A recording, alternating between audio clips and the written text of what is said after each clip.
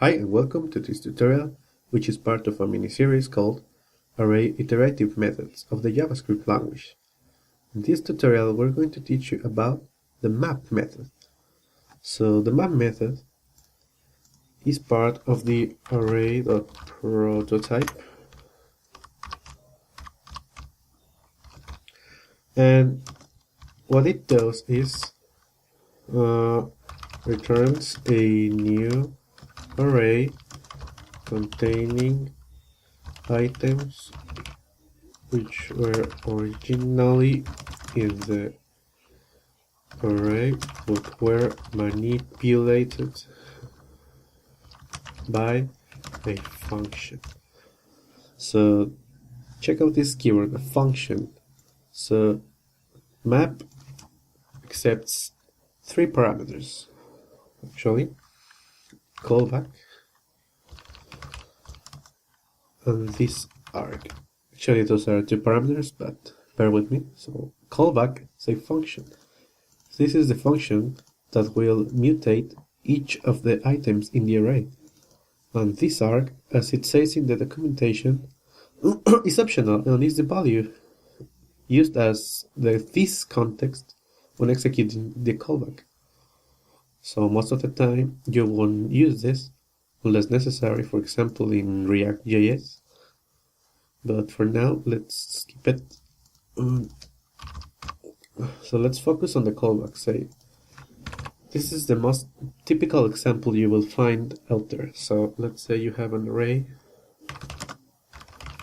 of numbers, 1, 2, 3, and you want to get an array that consists of these numbers but squared or multiplied by themselves. Let's say numbers.map, and we write a callback function. We pass a number, which is num, and each and every one of these numbers will be passed to the function, so you can return num times num, which is squared, and this value that the function returns will be set as the new values of the new array for each and every one of these items. So let's console.log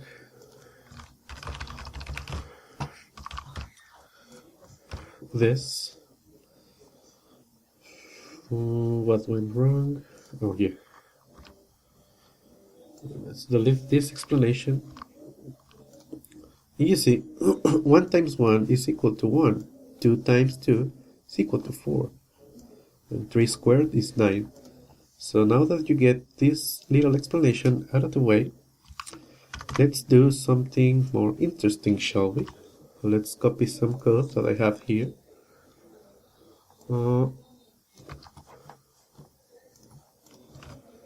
So we have an array of people, so that these are objects, which contains the fields name, age, weight, and height.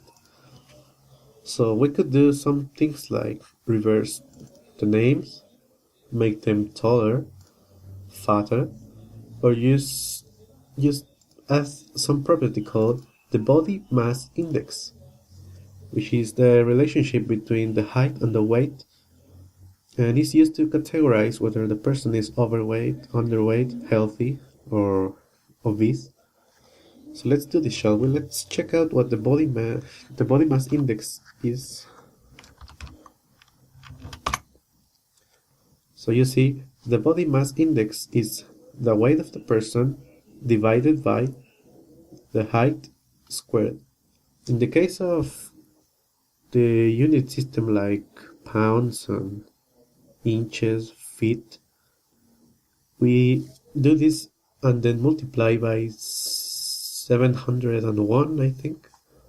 Let me corroborate that.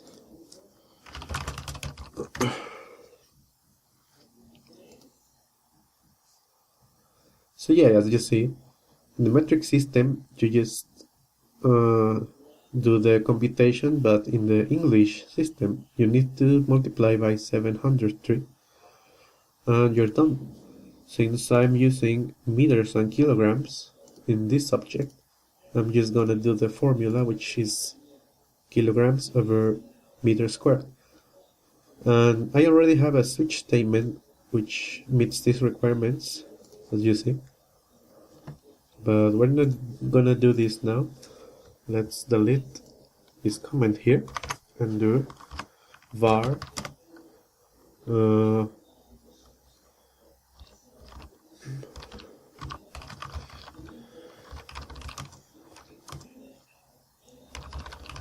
we're going to map the people array. We're going to pass a function, and the parameter of this function will be each item of this array. And since this array consists of people, we can say each item is a person. Sorry. We need to calculate the BMI, which is var BMI equals to the person. Actually, let's put this in variables as well. Height equals person.height, and weight equals person.weight, like so. So the BMI is we said it was the weight divided by the person, by the height of the person times the height, or squared. So now that we get this data, we can use the switch statement here.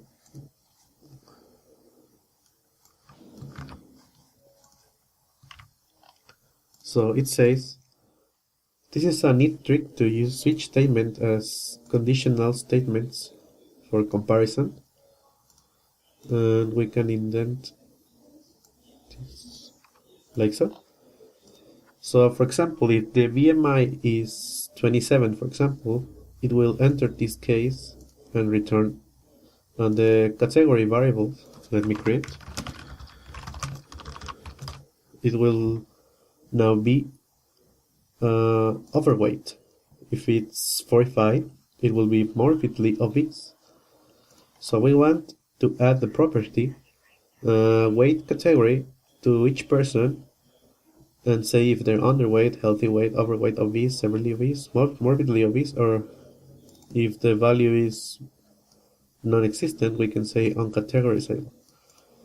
So let's exit the switch statement. We're going to modify the person, so person dot weight category. This is a new property, equals category, like so. And then we're just going to return the person, but the person was already modified because it was passed to the function.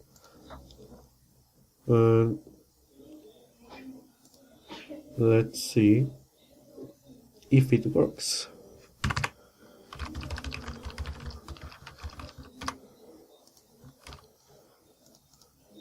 The category is not defined.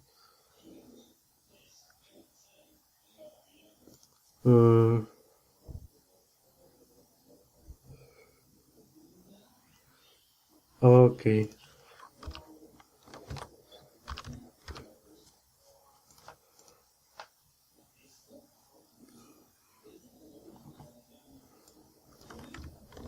Sorry about that.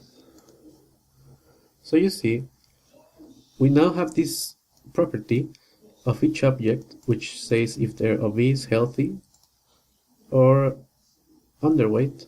So we're going to use this new object for the next lesson, which will be filter. This is everything for now. So if you have any thoughts about what the map method does, we can check the documentation and read the description and some examples, like we say the root double and some other examples that might be useful. And you can see the polyfill. Now the polyfill is going to be useful if the browser doesn't support array.prototype.map, for example IS6, Internet Explorer 6 I mean. So you can copy this code, implement it in your script, and you will automatically have this method added to the array prototype. You see, you know. I have an idea. Let's do around polyfill, a little bit less simple than, no, let's do it more simple than the polyfill, because we don't want to waste any time, right? Let's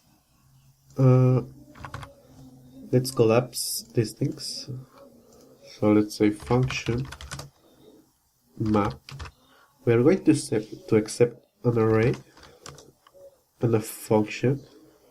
I'm not sure if I should call it callback or modifier or modify. Yeah. And now we're going to declare the length of the array, because we're going to use a for loop, an efficient for loop, let's say. So let's say for var I equals 0, I less than len I plus equals 1. So this is your typical for loop to iterate of an array. So let's say let's create a new array. So var mapped equals an empty array. If we don't declare this as an empty array, it's going to fail.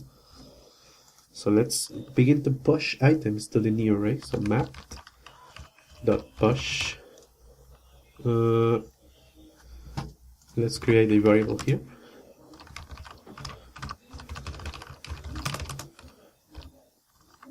So let's modify the current item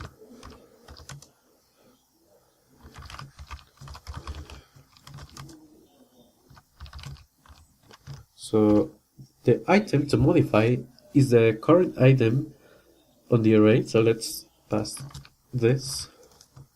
Now that you have these values, we can push the modified item to the new array, and in the end we're just going to return the mapped array. Let's see if this works. We can change this to map. We pass it people, and you see it works the same as the original. It's a little bit more simple. It could fail under some circumstances, but you get the overall understanding on what this function does. As you see, the function is a modifier for each item of the array, and it goes one by one. It returns a new item. In this case, you see we're going to return the same object, but we changed it. We added a category. We added the property, as you see here. So it modified it. And so that's it for all. See you in the next lesson, which is filter. Filter is a very interesting method. Let's check this. And this is everything for today. So see you in the next lesson.